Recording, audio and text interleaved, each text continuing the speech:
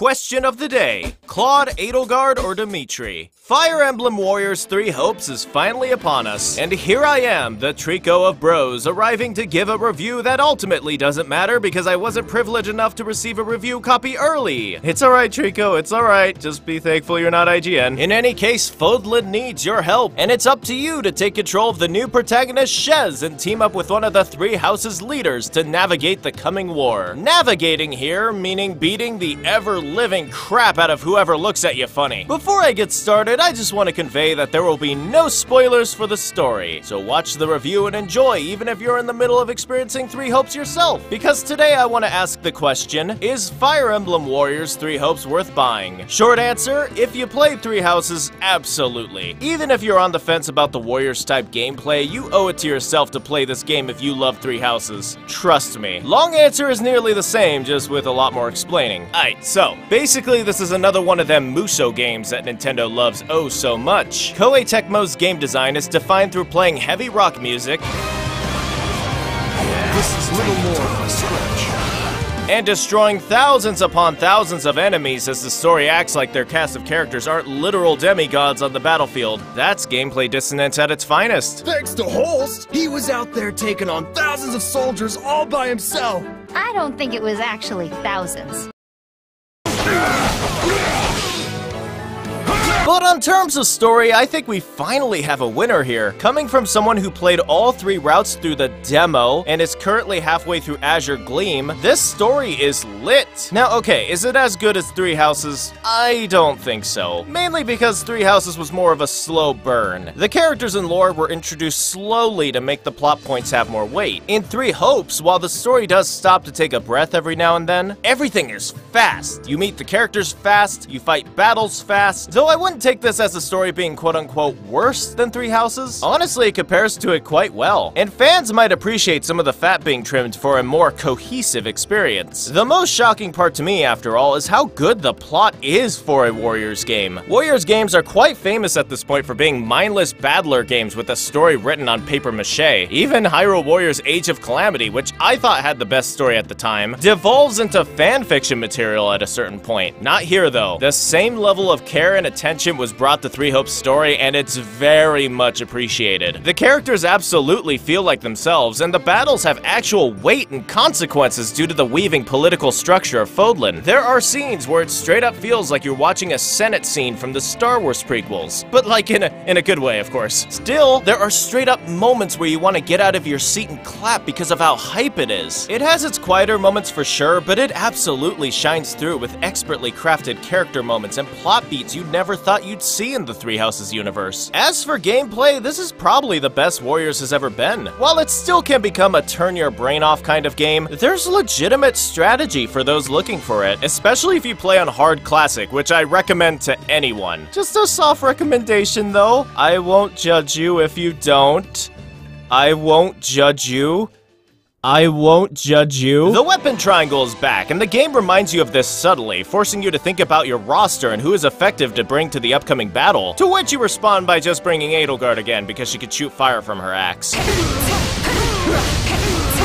A great part to the game is that it shares a lot of its DNA with Age of Calamity, so much of it has been streamlined for a pleasant experience. If you want a character to join you on the battlefield and you either just got them or have been neglecting them, you can easily level them up from the base camp so they can catch up. There's a staggering amount of ways to buff up your team too. You can invest in tactics, which can give them more abilities to use or power up their crest. Blacksmithing is also a thing. You can make your tools super powerful so they can use their weapon arts more and have bigger damage when they attack. The kitchen also returns from 3 Houses, but the buffs are much more apparent. Even just having a nice meal with your friends are enough to automatically turn you into Super Saiyan Shez at the start of the battle. Yeah, as you can see, there's a lot to work with here. And with the class system being alive and well just like how it was in 3 Houses, there's also a ton of variety too, no matter which route you go. There's even a new feature called Strategies, which is super fun. Basically, if you spend time conquering the region before the main battle occurs, you can get strategy points. These points can be invested into certain things things you could do during the main battle itself. Like, if you see a fellow student but you didn't choose their route, you can invest strategy points into recruiting them to your side. Strategies can also be used as a "you activated my trap card" moment. If they ambush you with something like additional reinforcements or ballistas, you could just say nope and offer a counter to it. I think this is pretty awesome, frankly. Makes these battles feel more meaningful, especially when you get a lot of choices on the strategies that you wanted to use. While all this stuff can be seen as becoming overwhelming, I feel like it's smartly separated into two groups on terms of gameplay. Most of the strategizing happens when you're going off to battle, fighting mountains of enemies and mashing the buttons to do your OP combos. But the other half of the game is quieter. You're talking to the students, you're reading books, you're taking them out on dates. Which, don't get it twisted, they are totally dates. I was absolutely floored by the level of detail expeditions have compared to tea time. You can ask them questions or simply talk. Or you could awkwardly look them up and down and analyze their very body.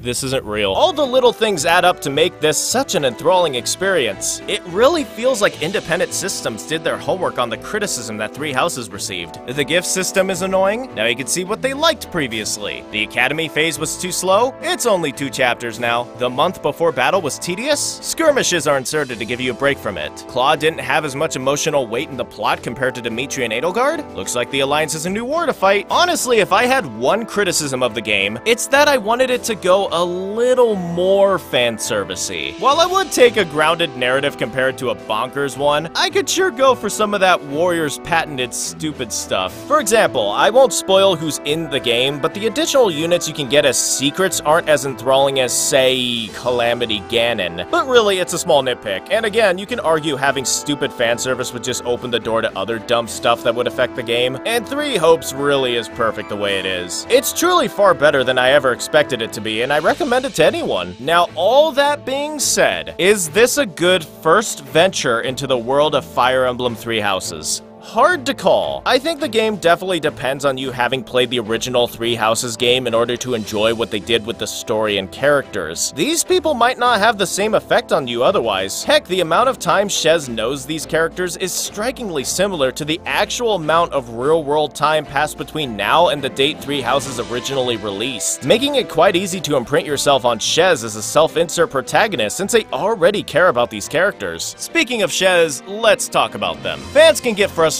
with self-insert protagonists quite a bit, and I can see why, since they can easily be seen as cookie-cutter or boring. But Shez is actually pretty solid, though I'm not gonna lie, they're super simple. Don't expect them to surprise you with anything thought-provoking. Their motivations are pretty much, I'm a mercenary, and I had a mom. That's it. Still though, I think Shez is delightful. Having a voice protagonist is really nice. It helps the character actually feel like a part of the universe rather than a concrete wall your waifu is talking to. And Shez leaves just the right amount of room for making them your own, be it on terms of class or just the way you want them to talk to others. In my opinion, this is absolutely a step up from Byleth, who, yes, I know, was boring and monotone because the story needed them to be boring and monotone. The problem that existed with them, though, is that it made it incredibly hard to view them as you. I never felt comfortable naming them because Byleth just feels like Byleth. You can't really do anything with them as a character, and it made it hard because Three Houses treated you like a customizable OC, which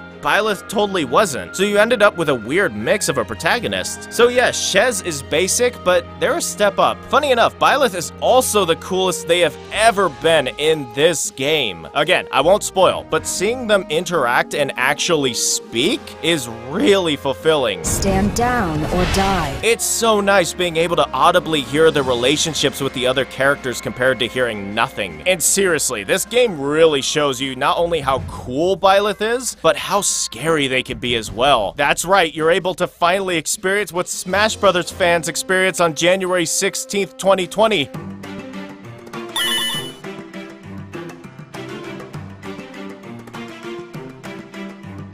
Special thanks to my top tier patrons, Liddy Kitty, Terror XD, and Chansey.